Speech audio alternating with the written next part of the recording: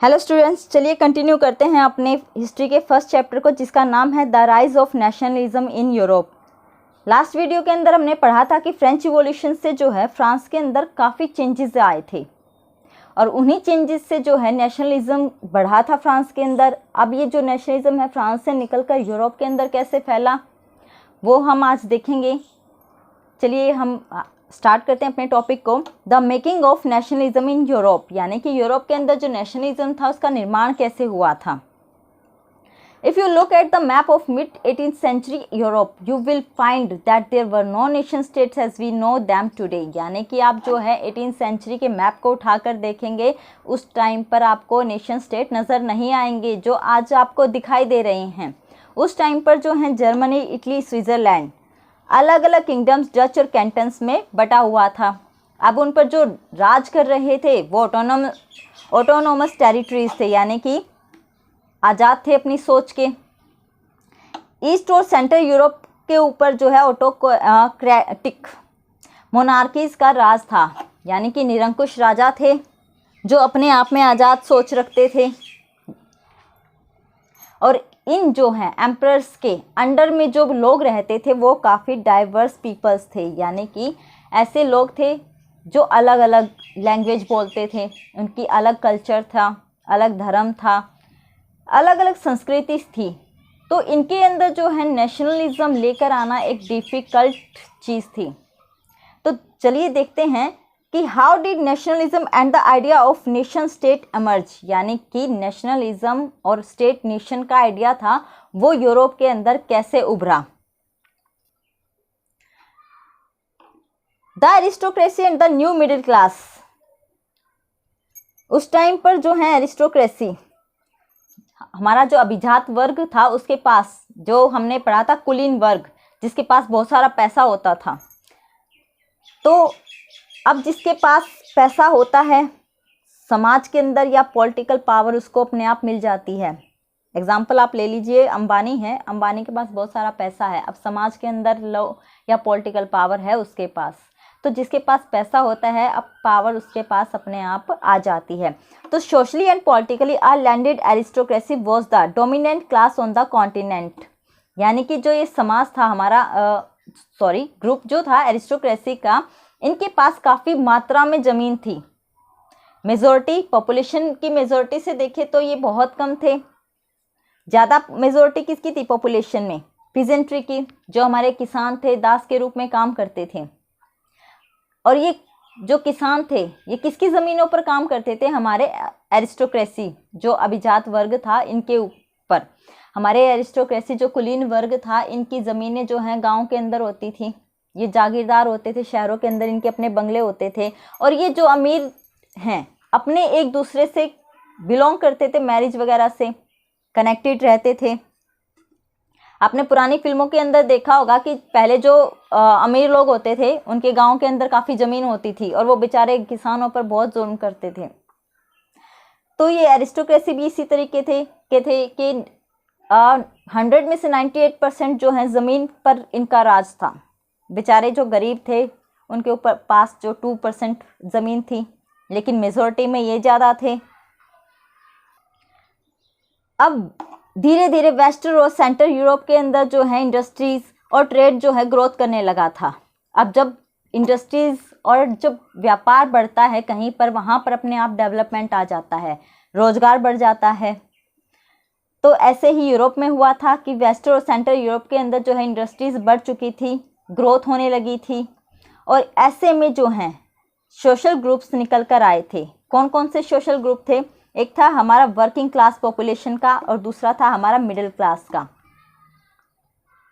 Working class वाले जो हमारे इन फैक्ट्रीज़ में, इंडस्ट्रीज़ में काम वगैरह करते थे, और मिडिल क्लास वाले इनके अंदर थे इंडस्ट्रियलिस्ट, बिजनेसमैन, प्रोफेशंस।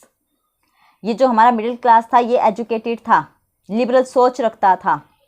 और ये जो है लिबरल सोच वाले हमारा मिडिल क्लास जो था, इसने नेशनलिज्म लाने में काफ़ी इम्पोर्टेंट रोल प्ले किया था। अब हमारा नेक्स्ट टॉपिक है what did liberal nationalism stand for. हमारा जो नेशनलिज्म, लिबरल नेशनलिज्म यानी कि उदारवादी सोच, ये जो हमारा the term liberalism derives from the Latin root liber meaning free, यानी कि जो लिबरलिज्म वर्ड है हमारा लैटिन भाषा से लिया गया है, लिबर वर्ड से, जिसका मीनिंग होता है, मतलब होता है फ्री, यानी कि आज़ाद। अब लिबरल नेशनलिज्म वाले लोग जो थे, इनकी जो सोच थी, थिंकिंग थी, वो काफ़ी आज़ाद थी। और ये जो हमारे नेशनलिज्म है और लिबरलिज्म है, ये काफ़ी क्लोजली रिलेटेड करते थे।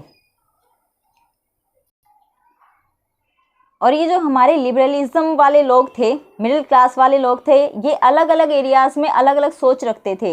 ये क्या चाहते थे कि इंडिविजुअली लें, तो ये जो हैं हर व्यक्ति के लिए आज़ादी चाहते थे, फ्रीडम चाहते थे। Equality of law before the law, यानी कि इक्वलिटी चाहते थे सभी के लिए, जो है कानून के सामने जो है वो सब इक्वल हों, हर किसी को बोलने की, अपना काम करने की आज़ादी होनी चाहिए। अब पॉलिटिकल वे में देखें तो ये लोग क्या चाहते थे कि concept of government by consent, यानी कि जो हमारी गवर्नमेंट है वो सबकी सहमति से बनी होनी चाहिए। अब सबकी सहमति से कब बनेगी? जब हम वोट डालेंगे, अपना नेता खुद चुनेंगे। फ्रेंच रिवॉल्यूशन और लिबरलिज्म की जो सोच रखते थे, उन्होंने क्या किया था? एंड कर दिया था ऑटोक्रेसी का। और क्लरिकल प्रिविलेजेस, यानी कि जो हमारे पादरी वर्ग था, जिनको एक स्पेशल राइट्स मिले हुए थे, उनका ख़त्म कर दिया था। अब ये चाहते थे कि एक कॉन्स्टिट्यूशन, यानी कि हमारा एक संविधान बने, एक पार्लियामेंट बने जो लोगों के अधिकारों के लिए हो। Yet equality before the law did not necessarily stand for universal suffrage, यानी कि जो हमारा कानून के सामने समानता है, इक्वलिटी है, ये ज़रूरी नहीं है कि सबके लिए जो है एक वोट डालने का अधिकार लेकर आए। सफरेज का मतलब क्या होता है? द राइट टू वोट, यानी कि वोट डालने का अधिकार। यानी कि वो लोग क्या चाहते थे कि कानून के सामने सब इक्वल हों, बट इसका मतलब ये नहीं है कि वोट डालने का अधिकार सबको होगा। जब फ्रेंच रिवॉल्यूशन हुआ था तो उस टाइम पर जो है वोट डालने का अधिकार उनको मिला था जिनके पास अपनी प्रॉपर्टी थी। जो प्रॉपर्टी रखते थे उन्हीं आदमियों को जो है वोट डालने का अधिकार रखा गया था। जिनके पास प्रॉपर्टी नहीं थी वो वोट नहीं डाल सकते थे। वुमेन्स वोट नहीं डाल सकती थी। लेकिन जब जैकोबिन सरकार आई थी तो उन्होंने क्या किया था? कुछ अडल्ट मेल्स को जो है वोट डालने का अधिकार दे दिया था। लेकिन फिर जो है नेपोलियन कोड आया। अब उसने क्या किया था? जो वोट डालने का अधिकार मिला था उसको लिमिटेड कर दिया था। वुमेन्स को क्या किया था? वोट डालने का अधिकार से वंचित रख दिया था। अब वोट वही डाल सकते थे जिनके पास प्रॉपर्टी थी। अब इकोनॉमिक्स क्राइटेरिया में एरिया में देखें कि हमारे लिबरलिज्म वाली सोच वाले लोग क्या चाहते थे कि मार्केट्स को जो है फ्रीडम मिले। हमारे जो कस्टम ड्यूटीज़ हैं, गुड्स और कैपिटल्स को मूवमेंट करने के लिए एक स्थान से जो एक प्लेस से दूसरे प्लेस पर जाना पड़ता है, तो इन कस्टम ड्यूटीज़ को ख़त्म किया जाना चाहिए। ये इनकी एक स्ट्रॉन्ग डिमांड थी। लिबरलिज्म चाहता था कि जो मार्केट्स हैं उनको आज़ादी हो। सामान को जो है हमारे जो बिजनेसमैन थे वो अपने गुड्स और कैपिटल्स को एक स्थान से दूसरे स्थान पर लेकर जाएं तो उनको कस्टम ड्यूटीज़ का सामना ना करना पड़े। इसको हम एक एग्जांपल से समझेंगे। हमारा जो जर्मनी था वो 39 स्टेट्स में डिवाइडेड था। उनकी हर जो ये स्टेट्स थे इनकी अपनी एक करेंसी थी। मेज़रमेंट, वेट और मेज़रमेंट के लिए एक अलग इक्विपमेंट यूज़ करते थे। यानी कि किसी भी बिजनेसमैन को जो है हैम्बर्ग से न्यूरमबर्ग तक जाना पड़ेगा तो उसको क्या करना पड़ता था? हर बॉर्डर पर एक कस्टम ड्यूटीज देनी पड़ती थी 5% की। तो उसको कितनी पेमेंट करनी पड़ेगी? अब हर बॉर्डर पर उसको करेंसी अलग अलग यूज़ करनी पड़ती थी। अब बार बार हम करेंसी को देखेंगे, उनका मेज़रमेंट करेंगे तो कितना मुश्किल हो जाता है। इसी प्रॉब्लम को ख़त्म करने के लिए जो है 1834 में जो है कस्टम यूनियन, एक जोलवेराइन नाम का एक कस्टम यूनियन जो था उसको फॉर्म किया गया। और जो करेंसी थी उसको जो है 30 से जो अबोव थी उसको जो है कम करके 2 कर दिया गया, जिससे काफ़ी जो है हम बिजनेसमैन को आसानी हुई। अब जो हर स्टेट अलग अलग करेंसी यूज़ करता था, हर बॉर्डर पर एक कस्टम ड्यूटी होती थी, उसको हटाया गया। अब करेंसी जो है कम करके 2 कर दी गई, जिससे जो है यूनिटी की जो भावना थी, फीलिंग थी, वो आई, जिससे नेशनलिज्म को बढ़ने में काफ़ी हेल्प मिली। अब हमारा टॉपिक आता है ए न्यू कंजर्वेटिज्म आफ्टर 1850। सबसे पहले हम कंजर्वेटिज्म क्या होता है इसके बारे में जानेंगे। जो कंजर्वेटिज्म होते हैं यानी कि ऐसे व्यक्ति, जो लोग जिनकी सोच जो है काफ़ी रूढ़िवादी होती है, पुरानी सोच, ट्रेडिशनल से बिलोंग करते हैं। ये लोग क्या सोचते हैं, जो डेवलपमेंट तो हो बट बहुत धीरे धीरे हो, उसकी प्रोसेस जो है डेवलपमेंट की काफ़ी तेज नहीं होनी चाहिए। लोग जो हैं अपने पुरानी रीति रिवाजों से जुड़े रहने चाहिए। इनकी जो सोच थी काफ़ी रूढ़िवादी थी। अब ये जो रूढ़िवादी थे 1850 में नेपोलियन के हारने के बाद जो है जो यूरोपियन गवर्नमेंट्स आई थी, अब वो चाहती थी कि जो यूरोप के अंदर जो है कंजर्वेटिज्म वापस से लेकर आए, यानी कि रूढ़िवादिता लेकर आए। जो नेपोलियन ने चेंज किए थे उनको हटाया जाए, हम जो हैं अब पुराने अपने रीति रिवाजों पर लौटेंगे। लेकिन इनमें से जो कुछ कंजर्वेटिव थे वो नहीं चाहते थे। वो चाहते थे कि नेपोलियन ने जो चेंज कर दिए उनको जो है एज इट इज़ रखा जाना चाहिए। उनको लगता था कि जो सामंतवाद है, दासता है, उसको ख़त्म होने से जो है यूरोप के राजतंत्र को काफ़ी मजबूती मिलेगी, पावर मिलेगी। इन 1850 representatives of the European powers, 1815 के अंदर जो हैं यूरोपियन पावर्स को रिप्रेजेंट कर रहे थे। कौन कर रहे थे? Britain, Russia, Persia and Austria, who had collectively defeated Napoleon, जिन्होंने मिलकर जो है नेपोलियन को हराया था। अब इन्होंने फैसला किया कि यूरोप को जो है सेटअप करने के लिए वो मिलेंगे। कहाँ पर? वियना में, जहाँ पर वो एक संधि की गई जिसको ट्रीटी ऑफ वियना का नाम दिया गया। अब इस जो मीटिंग थी इसको होस्ट किसने किया था? ऑस्ट्रियन चांसलर ड्यूक मैटरनिख ने। और इन यूरोपियन पावर्स ने मिलकर जो है एक संधि की जिसको जो है नाम दिया गया ट्रीटी ऑफ वियना। और वो कब हुई थी? 1815 में। इस ट्रीटी ऑफ वियना, इस मीटिंग होने का मेन ऑब्जेक्टिव क्या था कि जो नेपोलियन काल में जो चेंजेस आए थे, नेपोलियन कोर्ट से जो चेंज आए थे यूरोप के अंदर, अब उनको जो है ख़त्म किया जाए। और इन लोगों ने मिलकर क्या क्या कदम उठाए? The Bourbon dynasty which had been deposed during the French revolution was restored to power, यानी कि फ्रेंच रिवॉल्यूशन के दौरान जो है बुर्बो वंश को जो है पावर से हटा दिया गया था, अब उसको दोबारा से सत्ता दी गई। नेक्स्ट स्टेप लिया गया, A series of states were set up on the boundaries of France to prevent French expansion in future। यानी कि नेपोलियन ने क्या किया था? वो फ्रांस को बढ़ाने के लिए, उसके साम्राज्य को बढ़ाने के लिए युद्ध करता रहा और दूसरे जो कंट्रीज थी उनको अपने राज्य में मिला लिया था। तो इन्होंने क्या किया? फ्रांस की बाउंड्रीज पर जो है स्टेट्स को डेवलप कर दिया था ताकि जो है फ्रांस अपने साम्राज्य को आगे ना बढ़ा सके। But the German Confederation of 39 states that had been set up by Napoleon was left untouched। यानी कि नेपोलियन ने जो 39 स्टेट्स का एक जर्मन संगठन बनाया था उसमें कोई चेंज नहीं किया गया, उसको अनटच रखा गया। 1815 के अंदर जो है conservative regime set up in 1850 were autocratic, यानी कि 1815 में जो रूढ़िवादी शासन व्यवस्थाएं आई थी वो सब तानाशाही थी। They did not tolerate criticism and dissent, यानी कि वो जो है क्रिटिसिज्म, अपनी आलोचना जो है सुन नहीं सकते थे, बर्दाश्त नहीं कर सकते थे।